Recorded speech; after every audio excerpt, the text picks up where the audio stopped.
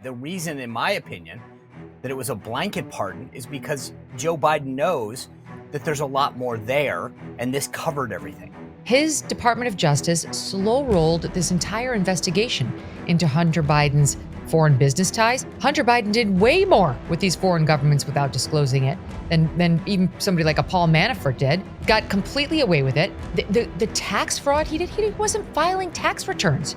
He was hiding income. He was saying that his payments to strippers and prostitutes were business expenses. And then he wanted to turn around and say, and any one of us, no one would have been prosecuted for that kind of behavior. No one would have been prosecuted. He only got targeted because his name is Hunter Biden. It's like, I can guarantee you, Sean Spicer, you 100% would have been prosecuted for doing 1/10 of what Hunter Biden did. All right, guys, we've made it through another work week. I have a feeling that the weekend is not going to be without news. The president doesn't know how to rest, and he makes a series of announcements. So, although he is going to be in France visiting Notre Dame this weekend, so we got that going on. And I think that's, it's going to be interesting to see how all of these world leaders. Macron, I got to give the guy credit. He understands how to play the game with Trump, and he plays to Trump loves this kind of stuff, and he's going to go there. By the way, one of the untold secrets of what's going to happen during the next Trump administration is the 250th anniversary of the country. And Trump loves pomp and circumstance, historical references and iconography. So I expect this 250th anniversary of our country to be spectacular. And I think he draws inspiration from Europe and some of the things that they do over there. Remember the parade that he went to with Macron and then really wanted to do something here in the United States? Well, this is when it's really going to happen. I think it's going to be a blowout, an unbelievably amazing event. Okay. As I said, Megyn Kelly is here next week, by the way. Tom Homan, Seb Gorka, Bill O'Reilly, and more. It's going to be an unbelievable week. So you're not going to want to miss this. A lot to get into with Megyn, obviously discussion of all of the pardons and things like that. But let me just, before we do that, listen, if you're looking for a great gift for yourself, because I love to buy things for myself, even though it's Christmas time, or somebody else, I would check out Gravity Defyer shoes. I've had hip issues, knee issues. I have now 3 pairs of Gravity Defyer shoes. I've got one that I go running / jogging, because let's face it, I'm not fast. One that I use to just work out. And then I got another pair just to play pickleball with producer Ronnie there. And he beat me, but I actually, I got around the court well. And then when I went out to run a 5-miler on Thanksgiving, we do this annual turkey trot. I slapped on the Gravity Defiers that I run in. These things are unbelievable. Like if you need support and cushioning, they've got this Verso technology. It's the kind of stuff they make trampolines out of. Trust me when I tell you that if you're someone who loves like support in a shoe, or you need extra cushioning because your knees, your hips, or whatever, you'll never go back. This shoe is a game changer. And I love them. It absorbs shock. They've got these custom orthotics that come with it. I told you about the patented Verso technology. It encourages better posture, the way that it's all structured. There are countless reviews on Gravity Defyer, and I'm so glad that I got introduced to them. You can get your own pair and get them as a gift for somebody else, because they've got a wide variety. They've got shoes and sandals and all sorts of stuff as well. Same technology and everything. Use code SPICER30 when you go to gdefy.com. So Gravity Defyer's the company, right? gdefy.com. Get $30 off your $150 order. And I'm telling you, your feet deserve this. A great gift. I'm getting a couple pairs for some family members, so hopefully you don't tell them that, though. Anyway, so trust me on this. All right. Megyn Kelly coming up. A lot to ditch with her, but I got to tell you, since the election, I think some Democrats have gotten the memo, right? We talked about this yesterday in the panel discussion. You see these folks down in Hialeah in Miami-Dade County renaming a street for Donald Trump. I'm going to show you something from Eric Adams in just a minute. But there are some Democrats that don't get it, and this is in straight opposition to what their citizens want. I got to show you guys this, because Chicago residents flooded the city council meeting and went off on its mayor, Brandon Johnson, because of his woke policies and his sanctuary city policies and what illegals are costing the state. Just take a look. I want to show you this, how his citizens have confronted him because of his policies. Take a look. Tom Homan, make an example at this. right here first.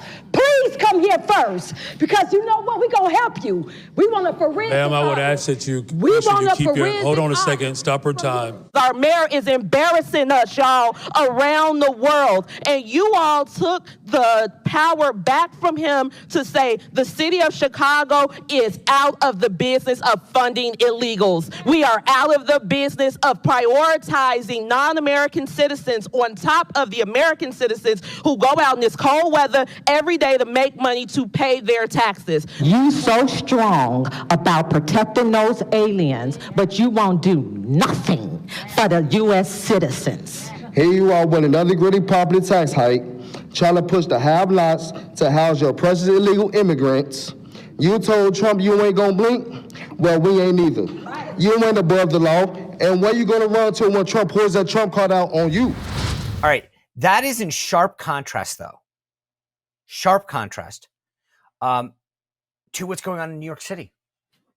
You would not think this, right? These aren't small towns. This is Eric Adams in New York, who proudly, a couple years ago, declared New York a sanctuary city, right? I mean, proudly. Listen to him now, because he's open to meeting with Tom Homan, the incoming border czar, because he wants to develop solutions. Because guess what? He realized that this sanctuary city policy that he was promoting was costing New York a ton of money. And it was also inviting crime. He calls it out. He talks about the fact that crime has increased, that rape has increased, right? And at some point you realize as a politician, you actually get elected and reelected from people who can vote. And I know they give out a license to everyone in New York, but seriously, I think he's seeing the light, and I'd rather have people move in our direction than not. So yes, he made some terrible decisions, but I want you to hear this, because he says, cancel me. If you get mad at me because I'm trying to protect New York and meet with Tom Homan and understand what I can do to cooperate, well, listen, I'd rather have you, Johnny come lately, come over to our team and understand that it's not just about winning. It's about protecting the country, keeping fentanyl out of the country, keeping human trafficking out of the country, keeping crime down in these cities. Hey, if you want to come over right now and say, I'm sorry, I was wrong, I get it, my policies were stupid and I see the light now, come on. Door is open. Border's not open. The door is open to join our side. Take a listen to him, though, because I think this is so amazing. The remarks that he made, he sees the light, and I'm excited about it. I hope there's more. Take a look. Those who are here committing crimes, robberies, shooting at police officers, raping innocent people, have been a harm to our country. I want to sit down and hear the plan on how we're going to address them. Those are the people I am talking about, and I would love to sit down with the border czar and hear his thoughts on how we're going to address those who are harming our citizens. In the era of cancel culture, no one's afraid to be honest about the truth. Well, cancel me, because I'm going to protect the people of the city.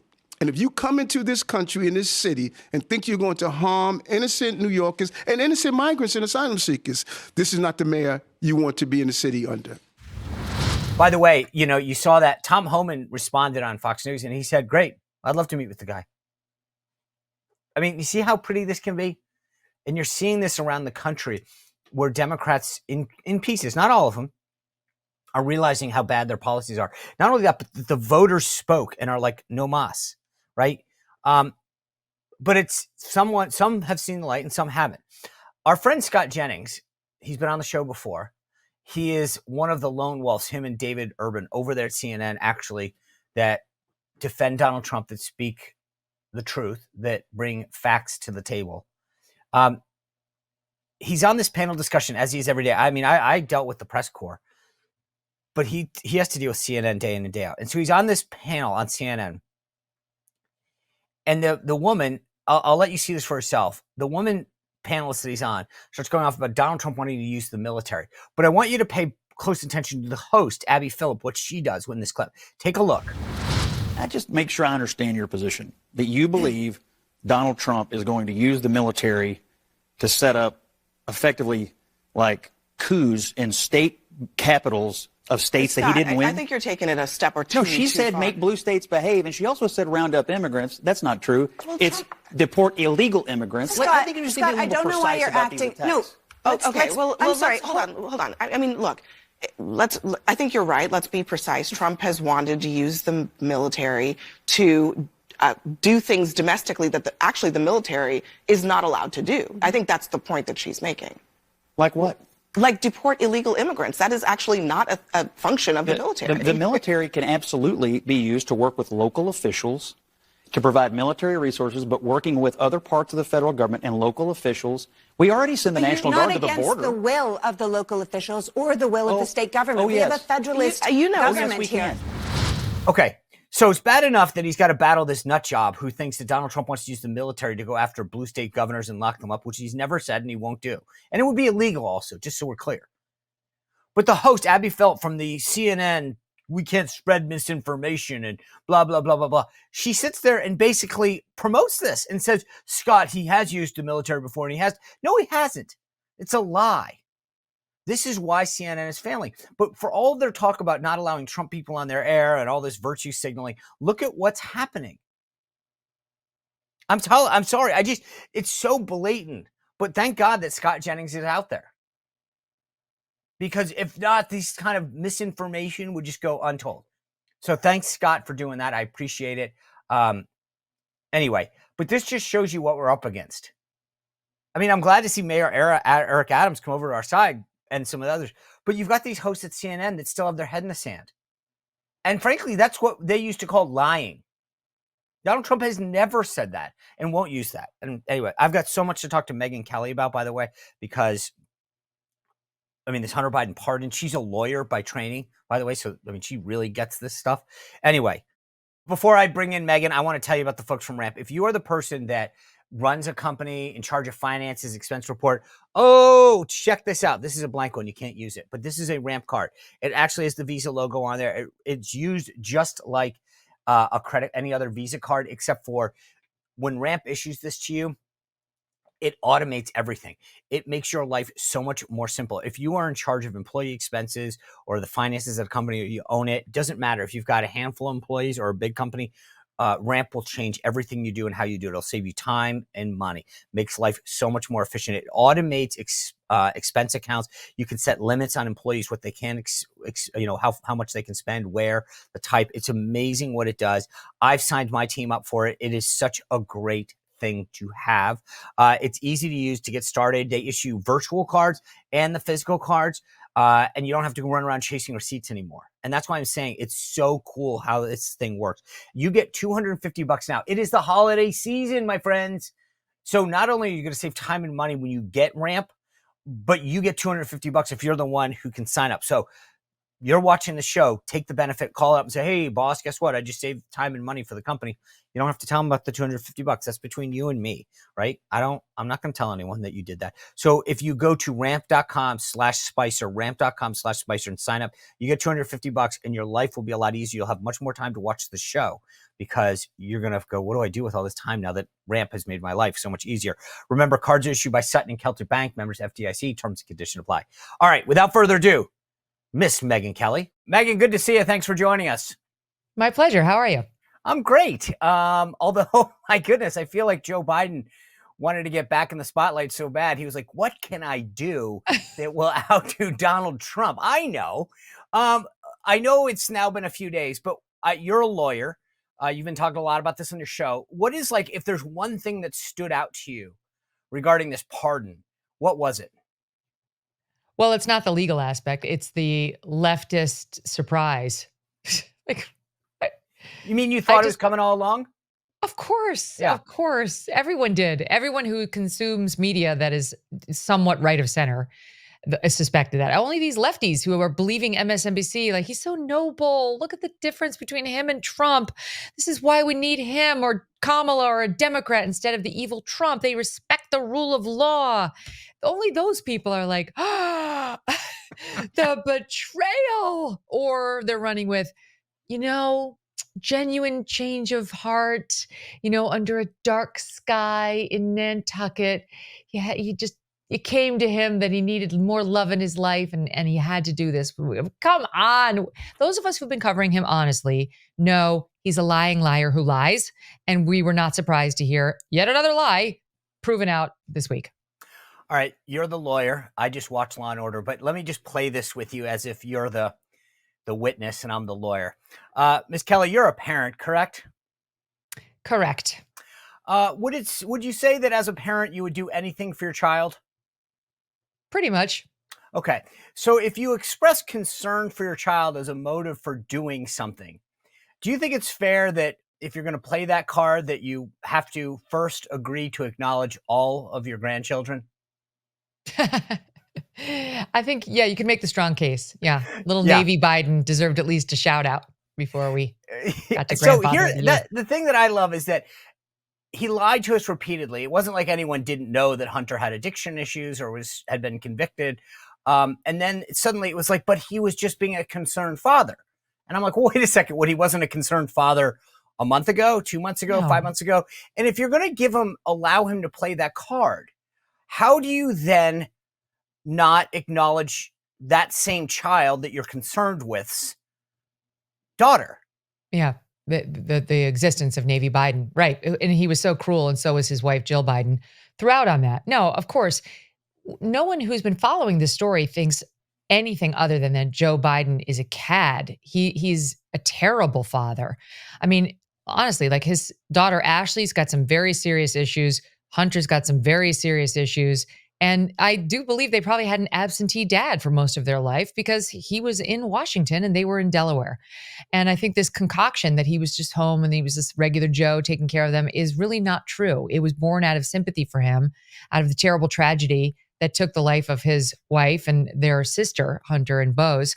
But the truth is, Joe Biden is not a good dad. No good dad who knows that he's got an addicted son, and I do mean a serious addict, would have allowed him to be in the prominent roles he was with respect to Burisma and CFC.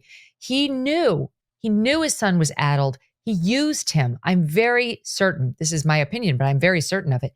He wasn't some passive recipient of 10% to the big guy.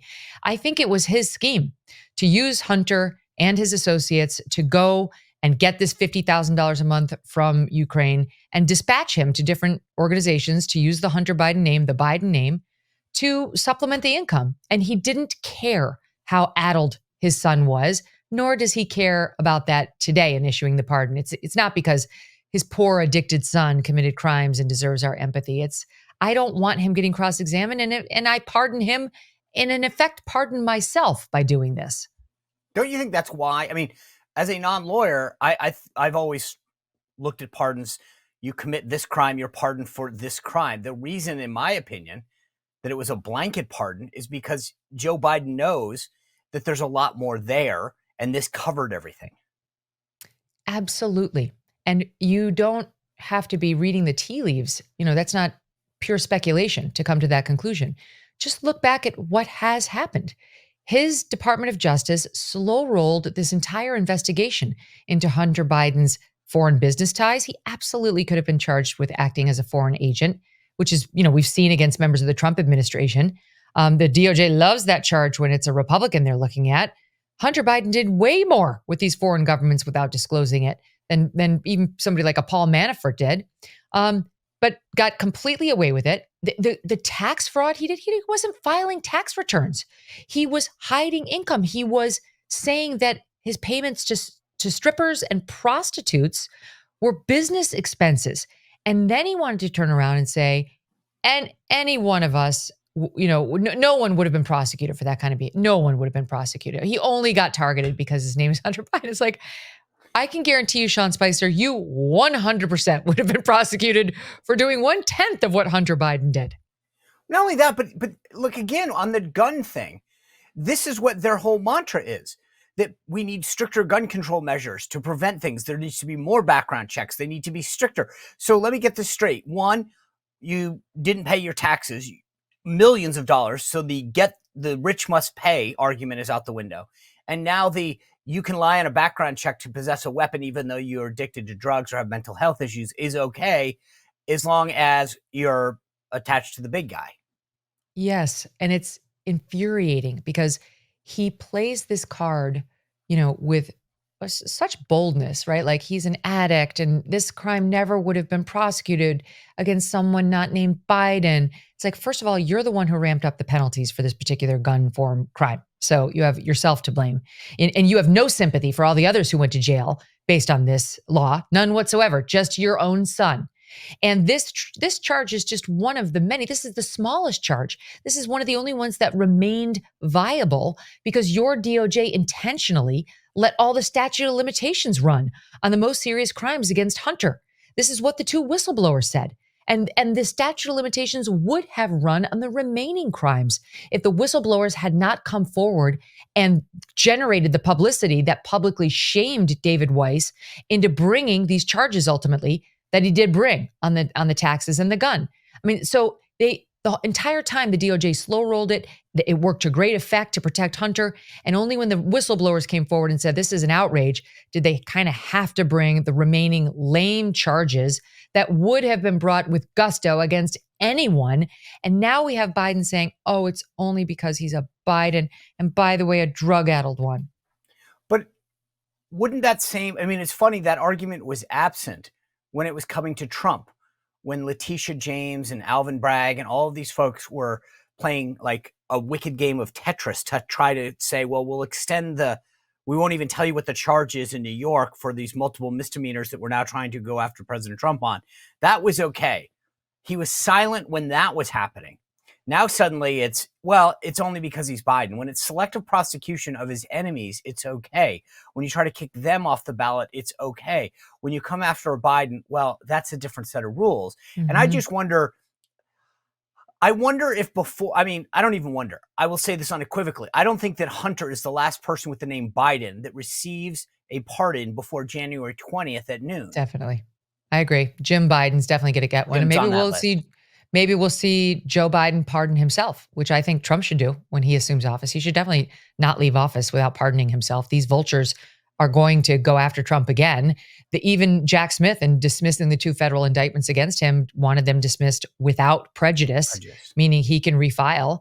So there'll be a legal challenge about whether Trump can pardon himself, but he should definitely try and get that going. And maybe Joe Biden will cross that bridge first, because I do believe he was part of the Biden family crime family. I think there's plenty of evidence he was involved. Wait, I want to say one other thing. What's worse? Not filing any tax returns when you've made millions of dollars, not disclosing any of the income that you've made that you don't think you have to pay taxes on, and lying about, your stripper expenses being business expenses, or writing down in a book that a NDA payment is for legal services as it was negotiated by your lawyer, and then putting that book on a shelf and no one ever sees it or relies on it in any way. Those are the 2 alleged crimes. Even with the banks, by the way, on the other charge they got him in New York, it wasn't that there was a victim. They literally were making up. The banks were like, no, we're good. We were happy with our interest payments that we got off the loans that he took. We paid them in full. And yet they're going after him, but he didn't actually pay his taxes. This is a mantra of Democrats. The rich must pay their fair share, except when your name is Hunter. And I think that to me it's the hypocrisy, which is not shocking in Washington. I mean, let's be clear. But let me just pivot to this, because there's this school of thought within some. I'm not one of them, but there are some that say President Trump should be the bigger man. He should forget all of this. Let Biden retire to Rehoboth or whatever home he goes to, and move on and pivot and not investigate any of this and let Hunter go off into the wilderness. And we should be the bigger people and turn the page. What do you think about those people? They're wrong. Right. There was an incident, Sean, where I have 3 kids, a boy, girl, boy. And my little one and my old one, my 2 boys, shared a room. But the little guy got kicked out because my oldest son had a sleepover with a buddy. So the little guy had to go sleep in the sister's room, which has all these dolls in it, which he did not like. And he couldn't fall asleep. They were freaking him out. And he said, I hope Yates has to sleep in here the next time I have a sleepover. And I hope he has to look at all these dolls because I want him to feel the pain. Wow. That's how I feel about Joe Biden. He needs to feel the pain. I want him to feel the pain. And until the Democrats feel that pain, they're going to keep doing this. They've learned no lessons from the lawfare. Right. They're only disappointed it didn't work. And I 100% believe, unless they have real skin in that game, like, oh my God, they're going to lock some of us up now, they won't stop. All right, guys, I hate to interrupt this conversation with Megyn, but I want to tell you about a great guy, my friend Leo Grillo. Leo rescued one dog a long time ago. Not that long ago. He's not that old. Named Delta, which stands for Dedication to Everlasting Love to Animals. And he thought, hey, I can do a lot more. And man, has he done a lot more. Leo developed Delta Rescue, which is what Dedication after Everlasting Love to Animals actually spells, Delta. Delta Rescue is a no-kill sanctuary for life. They take care of animals, all animals that have been abused, neglected, malnutrition, you name it, whatever the issue is, they take care of them. It's amazing. And he does all of this without any help from the government. It's all on the contribution. I mean, a lot have been Leo Grillo. Like, that's the kind of guy he is. He believes in this mission, but he needs our help, because if you watch the videos on DeltaRescue.org, you can see how it's grown. I mean, he has really done amazing work. So if you can go to DeltaRescue.org and make a contribution, that's greatly appreciated. If you're one of those people that's an animal lover, maybe you've rescued animals in the past. I've rescued 3 dogs, so I get how important something like this is. Then go do it. Go onto DeltaRescue.org and make a contribution. Maybe make it in someone's name as a Christmas or a holiday gift. But also check out the tab up there at the top and see if you can help make this part of your estate. There's an estate planning kit. Do me a favor. Just click on it, look at it, maybe download it and read it, because you can have some tax benefits to you if you make Delta Rescue part of your estate. Maybe you've got a 401k or some old stocks that are sitting around that when you pass, you'll get some benefit now tax-wise, and if you talk to your tax professional. And you can help Delta Rescue be an enduring mission, something that'll go on for generations. So please, as a favor to me, go to DeltaRescue.org, hit that estate planning kit, check it out. All right, back to the conversation with Megyn. You know this because of your background, but I always tell people, like, when you get these letters from a congressional committee or Robert Mueller, I wasn't a target. I was, I don't know, I guess technically a witness or something. You're spending thousands of dollars not just to be represented so that you don't say something stupid or contradict something that they have or what have you. And I'm thinking to myself, to your point, like, these guys sit back and had no problem perpetuating that. The Sunday shows still have Adam Schiff on, despite the fact that he lied about the weaponization of intel using his position as a member of the House Intelligence Committee about what was in those documents, and they pay no penalty for that. We get dragged into a congressional committee or to a lawyer or to a federal prosecutor. You have to have an attorney who has an attorney who has a paralegal who has 2 friends. They all get paid something. And no one cared about the consequences of all the collateral damage that happened. And I'm with you. It's like, at some point, why do we constantly have to be the better people? Let them understand what it's like to be investigated.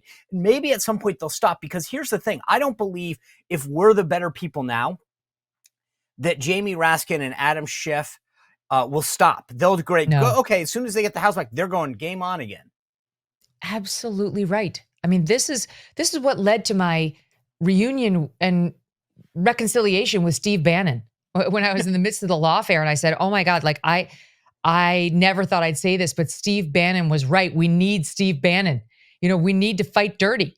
And Steve is pretty open about the fact that he's fine with that, if, you know, given what the stakes are. And we are talking about serious stakes. It's not just the presidency. We're talking about the United States of America and its future, and whether we're going to have any sort of institutions left. And I mean, like, look at Steve, though, and he was on the show the other day.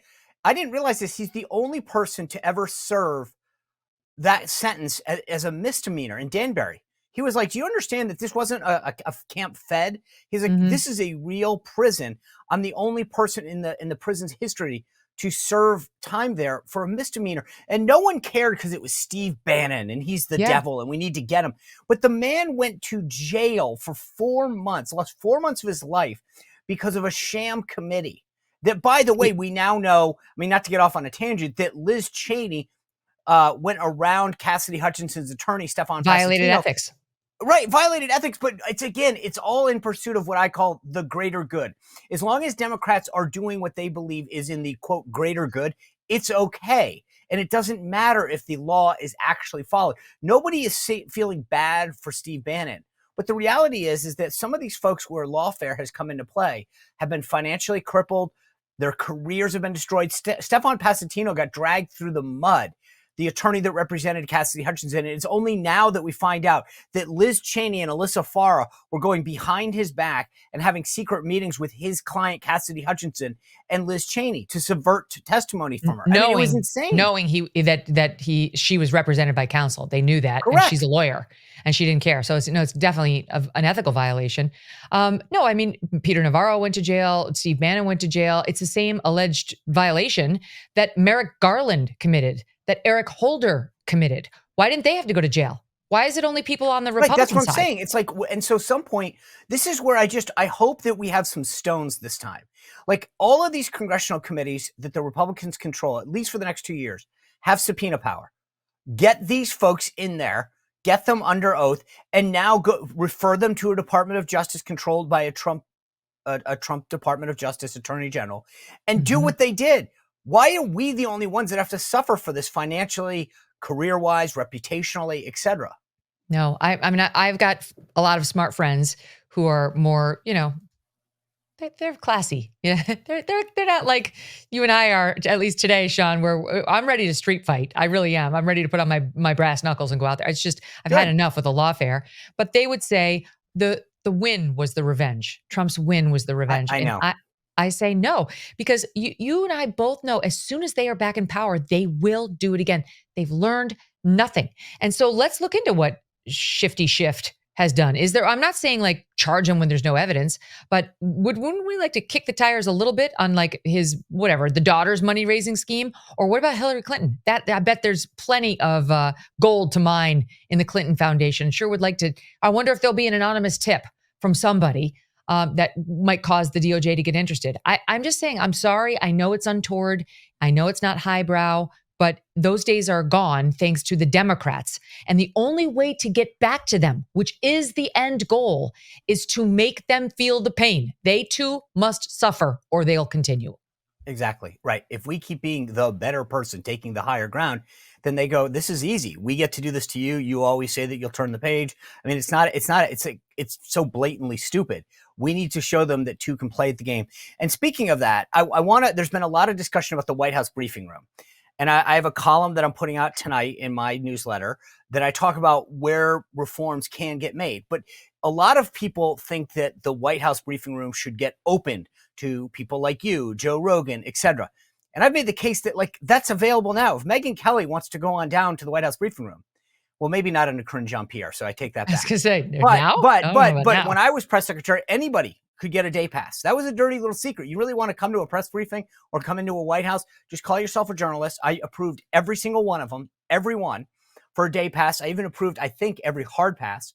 But the reality is that if you want to come, but the question I have for you is, as they mull over these changes, both in protocol and procedure, what would you like to do? What would you like to see? Because obviously you do a show every day. You don't have the capability. I brought in 4 people by Skype every few press conferences where I allowed them to come up on a screen, ask a question, get treated like a journalist in the press briefing room. As somebody who does a show every day, do you want to see reforms? Do you want to have some role yourself or your team? What would you want to see? Well, that's a great question. I have a couple of conflicting thoughts on it because number one, I think it would be good for Trump to have some more fair-minded journalists asking some questions. It can't be just Fox News in there, asking questions from a more right-wing perspective that Republicans might want the answer to. And I'm not talking about a love fest, but, take some random issue like, well, let's take abortion. Okay. The Democrats are obviously, and that means all the media that's in there are going to come at that, whatever he's doing, if he's doing anything, and I don't think he will, but they would always come at it from the left. And it's not that a Republican would stand up there and say, yes, defend your wonderful policies, President Trump. It's that somebody from Fox or somebody from right-wing media might stand up and say, does this go far enough? Have you done something to protect doctors from having to, perform these procedures? Questions that are interesting and relevant to the right half of the country. It's not a love fest. It's kind of hitting the press secretary from a different direction. It doesn't mean you're lovey-dovey. It means I understand what's important to this other half, the half that put him in office, and I'm here to ask their tough questions. So I think it would be good to have more of those folks in there, both under a Democrat and a Republican. But politically, what's best for Trump is to have it be as adversarial as possible. That's what the people want. And it doesn't hurt Trump to have these far left loons in there asking him these stupid questions, and then to have people like me doing shows comparing those reporters' performance when it was Joe Biden to the way they are in the room now that it's Donald Trump.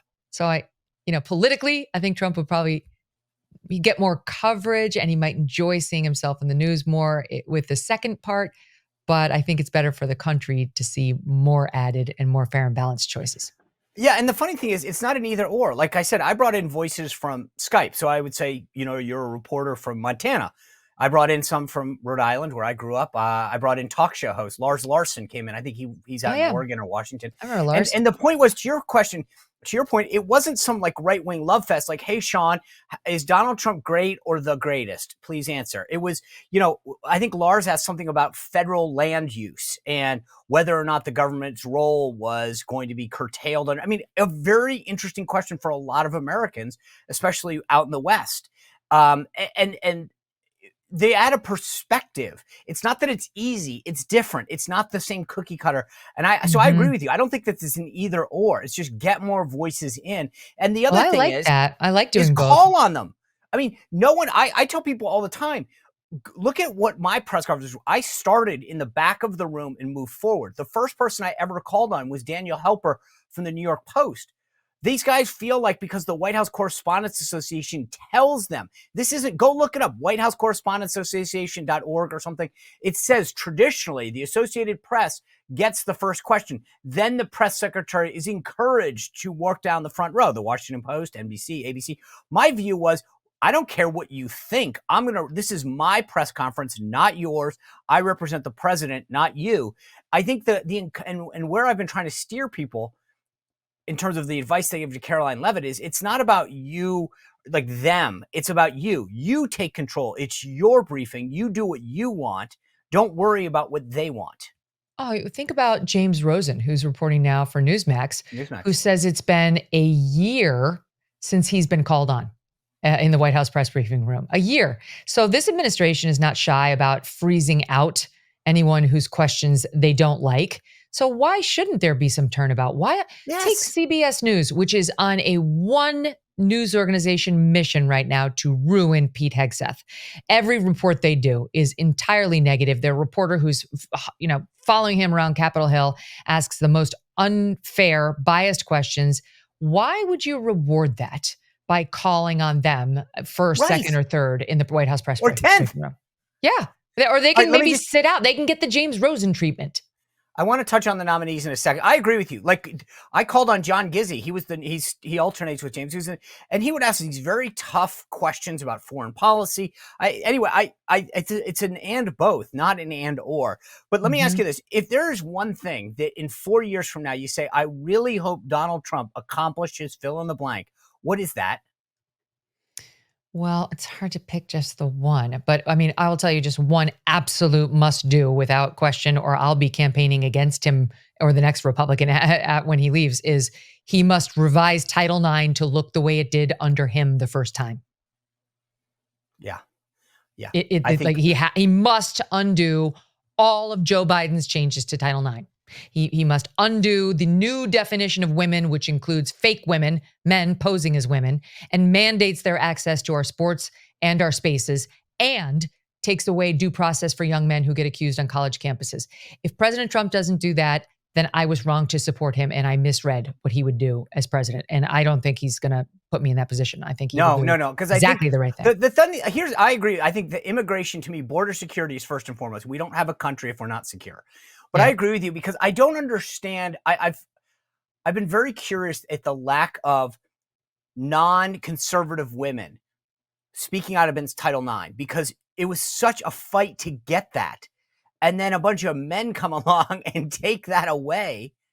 And I'm going, how do you fight that hard to get that far and then just sit silently as it gets taken away from you? Yeah. I guess they don't care about their daughters, because their daughters are the ones who are going to get hurt by these boys in the sport and exposed to penises running around their locker rooms at a tender age when they didn't expect that or want that or understand that. So they care more about their woke friends and impressing them with their empathy for these poor kids and community than they do about their own daughters' safety and comfort And P.S. Sean, we don't need a reason. We don't need to say we feel unsafe or we feel uncomfortable. Get out. They're women's spaces. And the loudest advocates on this issue are men. Issue, right? They're men pretending to be women, trying to tell women we need to be quiet about our safety and comfort.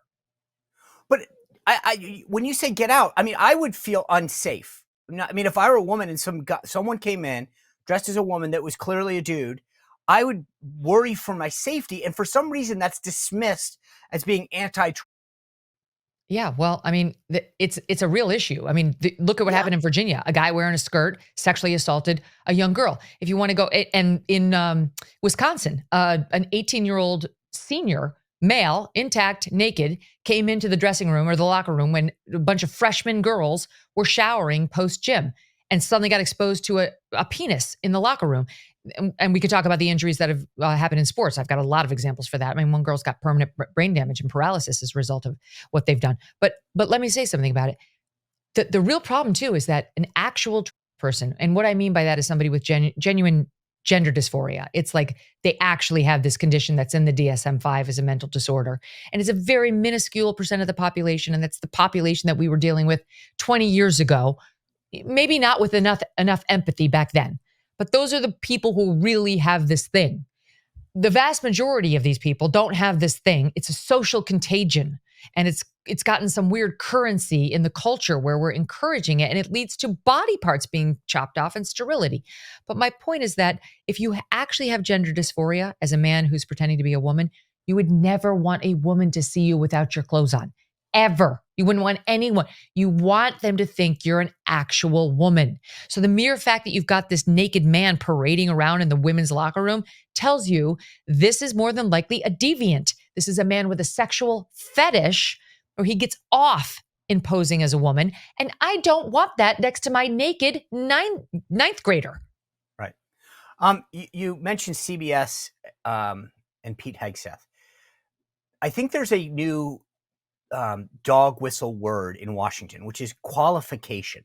So they say, Pete, we're concerns about Pete Hegseth qualification, Kash Patel's qualifications. Okay, so let's just Kash Patel, Deputy Director of National Intelligence, Chief of Staff to the Department of Defense, Senior Director, National Security Council, longtime federal public defender for the Department of Justice. Pete Hegseth, two-time Bronze Star recipient, deployed to Gitmo, Iraq, Afghanistan, ran a veteran service organization. Those are qualifications. This is a new code word that the media uses to basically say we don't like them or they're going to change the system that we don't appreciate, the status quo. But that's how the media is now couching their disdain for these nominees. Mm-hmm. Well, they're like, RFKJ is not a doctor. Well, neither is Xavier Becerra, and neither was Kathleen Sebelius. Like, since when do you have to be a doctor to be head of HHS? It's an administrative role where you're thinking about policy. We know who is a doctor, Marty McCary, who's going to be atop FDA, Dr. Jay Bhattacharya, who's going to run the National Institutes of Health. Makes perfect sense. Why is it only when a Republican is making the appointments that we suddenly need advanced medical degrees to run various, departments? Well, we know why. And the politics of personal destruction have just, I've just had it. I've really had it. This same team, Team Blue, spent the last 3 months ignoring the fact that the would-be first gentleman and the current second gentleman, Doug Emhoff, has been very credibly accused of wailing on a woman in the face in public. They didn't give two figs about it. And now they're really, really interested on how many times Pete Hegseth cheated on his wife or wives. And by the way, they didn't care anything about the Doug Emhoff cheating on his first wife nanny allegation either. So I've just kind of had it with the personal destruction of these people, whether it's under the guise of qualifications or their newfound morality. Yeah, I'm so glad you brought up the Doug Emhoff thing. I had literally forgotten about that. It's interesting how these allegations matter sometimes. But I guess if you're going to become the first gentleman of the United States married to the president of the United States, it doesn't really matter. Because, if you're a woman abuser. Yeah, it's totally different. All right. The last thing I want to ask you is there's a story from the Wall Street Journal about it says coming in from the cold. Corporate America is unleashing an unorthodox campaign to influence Donald Trump's agenda in the weeks leading up to his second inauguration, a period that is under. They're talking about scrubbing their websites of DEI, trying to get on Joe Rogan and shows like yours. To me, is this a win or is this just a cover up? It's a win. Good. I agree. It's a win. Get down lower. Beg. We're on the same page on this. I'm like, you guys, not only that, I want you to buy spots. I want you to, I'm with you. This is and we're going to be checking in, at least semi-annually to make sure that there's not a hint of your corrosive, disgusting, racist, sexist programs lingering. And I want to see how many whites you've hired and how many men you've hired at the end of every year. All right. Prove to me Megyn Kelly, thank you for joining us. It's always a pleasure to be on with you. Right back at you, Sean. All right. Merry Christmas, by the way. I just enjoy saying that now. We can say it Merry again. Christmas, my friend. All right. Take care. Lots of love. Guys, what a great conversation with her. Thanks for being with us. What an amazing week we've had. And by the way, as I said, a huge week next week. Tom Homan, who is the border czar, will be here. Bill O'Reilly will be here. Our buddy Seb Gorka, who's going back into the White House as a senior director on the National Security Council. Trust me, Seb's always got something to say, and he's going to set us straight as to where this administration is going. So hit the notification button, the subscribe button, share this episode with a few 4, 5, 6 friends of yours, and make sure that they know what's coming up next week so you never miss an episode. I hope you have a great weekend. I'll see you back here on Monday. Thanks for being with us. Well, if you enjoyed this content, make sure to like this video, subscribe, and click the notification bell to get more.